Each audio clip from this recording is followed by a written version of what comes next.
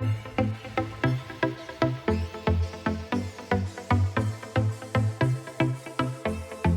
I'm Alba. I'm 16 years old. I will be racing for Tommy Hilifiger in F1 Academy in 2025.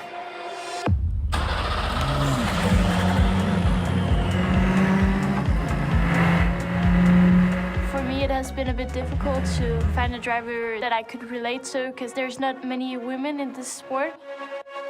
So I decided to become a role model instead. I think it's about time that we get a female in Formula One. But I still think Lewis Hamilton is cool. I will be doing the F1 Academy, which is the best series for women. It's going to be very exciting, so it's going to be very challenging, and I hope to come out on top.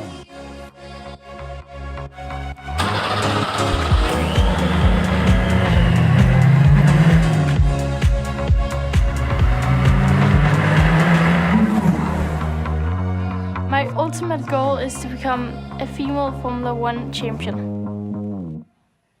Alba, how are you feeling? First of all, you happy to be with us today?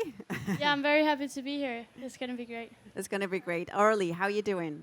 Feeling excited. Very Really excited. great. Yes, Yeah. it's an honor to sit next to her. So Yeah. very happy to be among you guys. And Lars? I'm pretty happy. I'm the #1 fan and I'm closest to the stars, so it's a great start. Pretty cool. So we've got a lot of great things to share with you guys this morning. You did well to turn up here.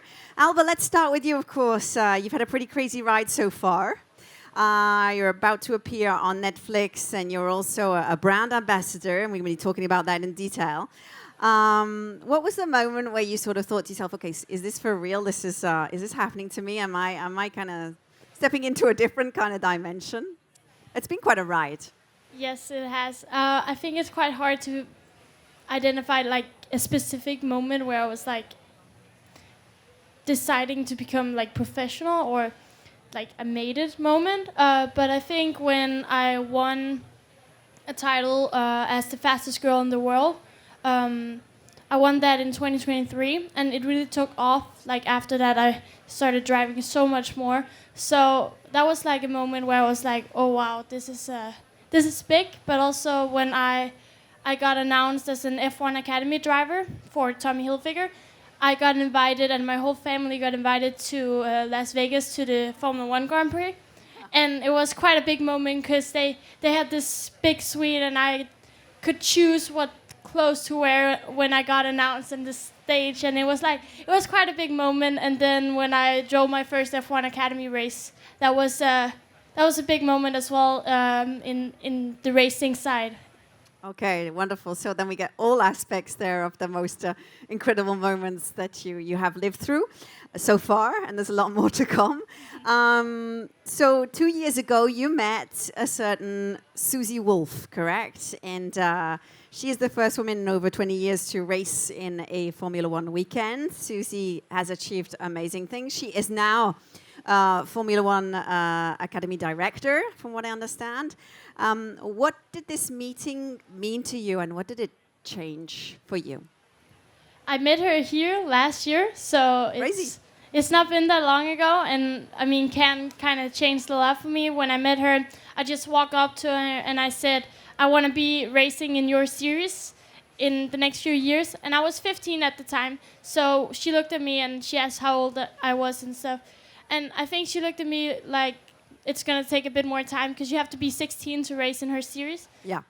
But I said her, I'll be 16 and I can race in your series. So I tried to really make sure that I got a good impression, like made a good first impression. And then she was like, you have to get the results as well on track. And later that year, I showed results, and she ended up agreeing to letting me drive.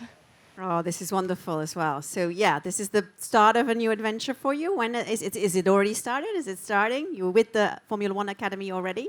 Yes, we started in March in Shanghai, where we was racing alongside Formula One. And I qualified P3 in the first race, so it was a very big moment. And now I'm 6th in the championship, and we raced in Jeddah in Saudi Arabia, and we raced in Miami, and I just got back from Montreal, Canada. And later this year we're also racing in Sanford and in Singapore and Las Vegas. I mean, that deserves a round of applause, right? Give her a big round of applause. Incredible. Very exciting. Lars, you're the closest to Alba. You're managing Alba, of course. You said your mission is to help her change the face of motorsports for good. And you're doing this through an initiative as well, from what I understand. It's called Girl, right? That's right, yeah. So less than 2% of race drivers are female. And we had a kickoff meeting with Alba, and the first thing she said was, or in anything, any idea we had or she had, she was always like, but what kind of example am I setting to the girls just behind me? Because I've kind of done this alone, and I want to make sure that they feel welcome. And we did some desk research, and 400,000 boys try go-karting for the first time every year, but only 150,000 girls. So 4 million boys become 4,000 talents at the end of the year, but that means there's only 150 talents on the female side. And that's not even a female per country, obviously, and the whole network effect of seeing yourself, of mirroring yourself, hanging out, having fun, and competing against regular people like yourself means that a lot of them drop out. So that's why we're not seeing a grid that's 50%. And it should be, because the car's the muscle. But it's this systemic issue that sort of meant that the pipeline has not been filled with females. And Alba wanted to change that and created something called GIRL, and it stands for Girls International Racing Lab. And GIRL is very focused on getting girls who are motorsport fans or pop culture fans on TikTok and Instagram, etc., but to stop just looking at the screen and thinking, actually, I can go try this. So she invites girls in, and they go for girls-only racing events, 40 at a time. We've had 400 come through so far. It's been so rewarding because, yeah, it's just real. They open the door to the go-kart track. It smells different. It's super noisy. It's dangerous, and it's great to see the emotional roller coaster that they go on. And now the big goal is actually to get 15,000 girls through the next 12 months. Okay, pretty cool. You have to And I have forgot big to goals. click. You can click on the slides here if you want to. Yeah. Perfect. So this is Girl. Okay, fantastic. I'm going to come and speak to you a little bit, Aurélie, as well, Sure. because we're going to talk about representation of women in sports and how brands are playing a role in this, of course. Are we actually seeing a cultural shift in how women are represented in sports and in advertising today, Aurélie? Yes, we do. And actually, it was super important, as you know, Ipsos to take a stand in this area. So that's why I'm super proud we're doing this today. Mm-hmm. And what we did was to include the gender equality measurement in all our creative assessment testing, advertising. So what it does, actually, it does measure how do we represent women, right? So that's super important that we do that. This is what you can see on the slide here. And the reason why it's so important is because when we do play by the rules and represent women in the authentic way, especially in sport, right? Actually, it does well for the brands as well and for our clients as well. So it's so important, you know, to support this in all creative solution as well. But there is more to do because, so again, very important that we talk about this topic this morning because I can tell you that there's less than 5%, obviously, that advertisement portray women in roles that defy stereotypical perception, right? So to echo your story, it's super important to big women to show them that Alba, what you're doing is great and it's possible for every woman that believe in it. And secondly, we have a little work to do again because when we had the question to the woman actually about the role model, it doesn't change that much, right? When we ask people. So still a work to do in this area. But I do have good news as well. Oh, good. We want to hear all the good news this morning. Stay with me, Definitely hold go for on. it. I do have good news. Because when we ask our respondents to echo what they think about, you know, women shown as being skillful and, you know, as athletes, you know, they're telling us that it's 40% of them telling that it's super, super important, right? So again, it's cool for the business, it's cool for the cause. So that's why we're standing up with Alba today and again, being super graceful for being here. Wonderful. Alba Motorsports is still it's a very male-driven world today, still, obviously, and you've made a mark as a rising talent now. Is it difficult as a woman to evolve in that sort of culturally male environment still today? I mean, yes, there is a lot more men and boys out there racing. So when you're the only girl in a... When I did go-kart, there was like 40 on the grid, and only 1 or 2 was girls. So not having that, like... Support? Support, and not being able to go over and have a friend group with other girls and other like-minded people. It can be very hard, and you kind of want to stop and maybe find a sport where there's other girls. And then a lot of girls quit. For me, I didn't let that stop me. I wanted to race, so I did it. So, and I've always been very like outgoing, and I didn't care if it was a boy or girl.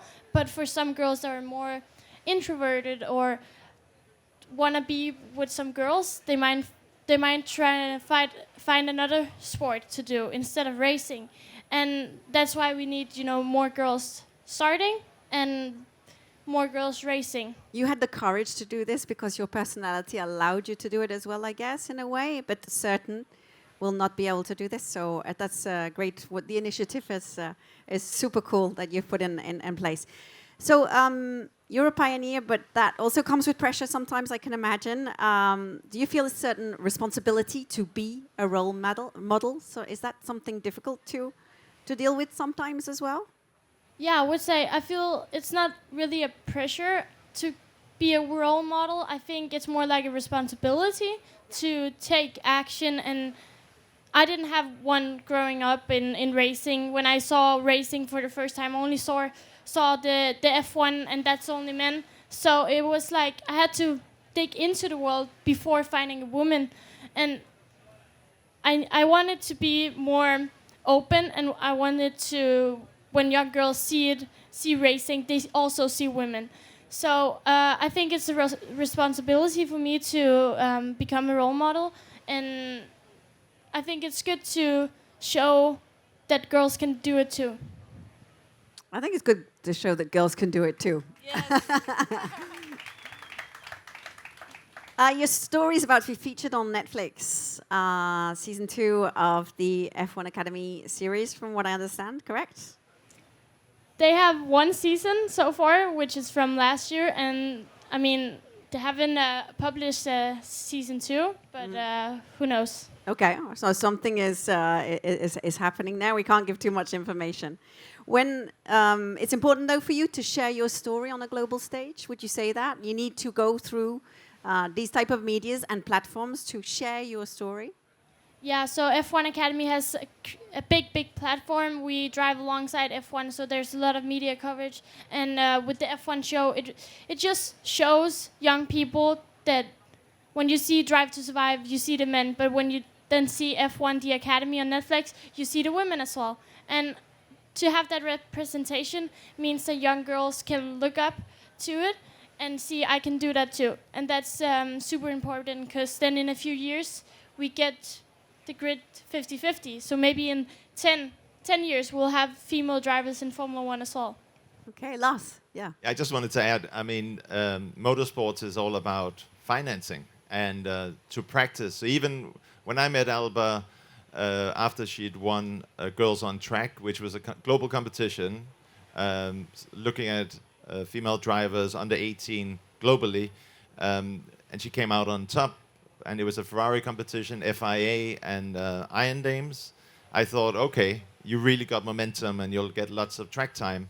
But no, I mean, you get a bill for 8,500 euros per day when you practice. So obviously it's a huge money game. Yeah. And it's not a coincidence that most race car drivers are from very wealthy families. Alba is from a normal middle-class family, didn't have that privilege, and we approached it like a startup from day one, and built the brand and elevate the storytelling, and really made sure that in everything we did, it was really sort of well executed and worked with the best partners. Because honestly, if we don't keep sort of getting the sponsorship, and obviously Tommy is a brilliant partner because they know how to build a profile. Yeah, let's talk But then about it. Yeah, then- Tommy Hilifiger, is it? Yes. Yeah, okay. So there's a partnership that's come to place. How did that come about then? Do you want to go? Yeah. So, I mean, Tommy has been in motorsport for a very long time and in Formula One, and they know what it takes.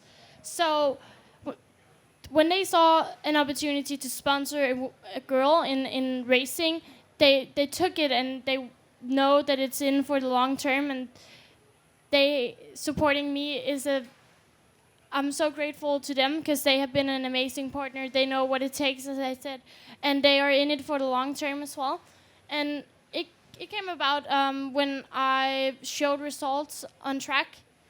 I think in India, yeah, in the Indian F4, I became the best rookie and sixth in one of the races. And then a team contacted me, and I got a spot in F1 Academy. And then Tommy also wanted to sponsor me because I did good on track, and I also had there's like two sides. There's the performance side, you want to do well on track, and then there's the purpose side, which is becoming a role model and sponsor. I mean, they wanted to support the vision as well. So, yeah.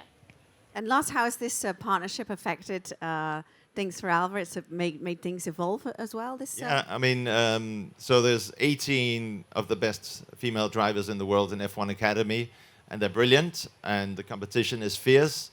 But what we saw with a lot of the other females when they got presented, I mean, it would be a press release and an Instagram post, and we knew immediately that we picked the right partner when they invited Alba to Las Vegas, F1, and a big stage. And we came down to the parking garage, and we had two big Suburbans with press people everywhere escorting Alba around. We're like, okay, they know how to get this story out. And I think you'll all agree, you've seen a lot more Tommy the last couple of years. They're really revitalizing their brand and making some smart bets, and no bigger and no smarter than Alba. I truly believe she'll become as big as Lewis Hamilton. Imagine the first woman in F1. There's no women in F1, F2, and F3. It's about time. Yeah, it is time. So we need this visibility. You need the sponsorship. You need support here, Alba. You need other girls in the game as well. So you are doing a lot and moving forward in the right direction. So we need the support from people who are here today as well. And it's good to get this message across. Aurélie, what makes a role model actually connect with young audiences? If we look at that, what that actually means in a little bit of detail, you can give us a bit of perspective there. Yeah, sure, of course. So what we learned at Ipsos is to echo what you were saying, Alba. I mean, it's not just a question of performance. I mean, you need to have that, and you're very good at doing this. So excellent, that's the first step.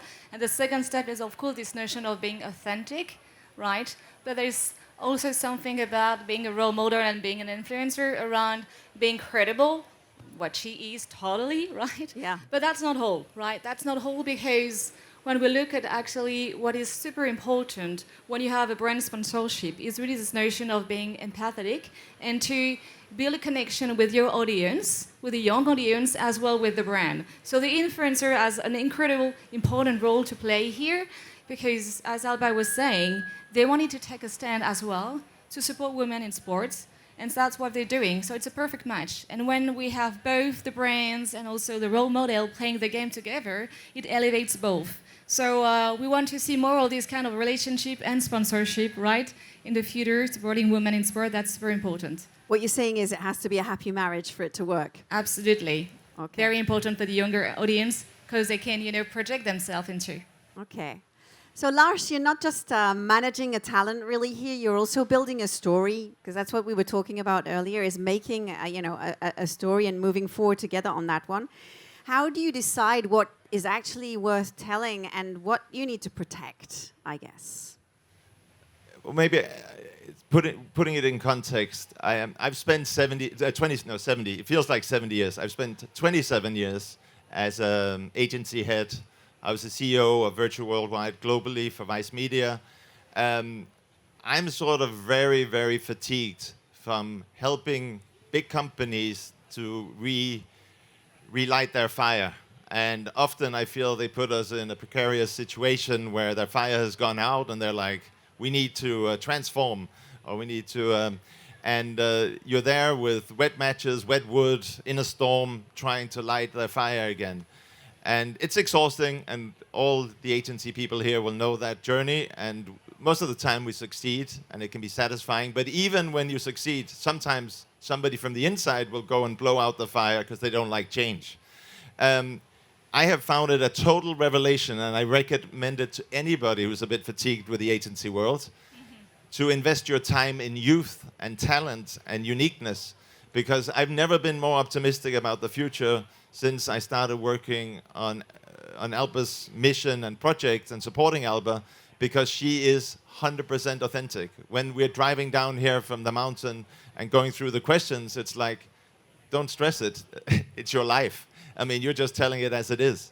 And that's really, really unique. Of course, as we get on more stages, or Alba gets on more stages, more platforms, etc., there's many, many aspects to her life.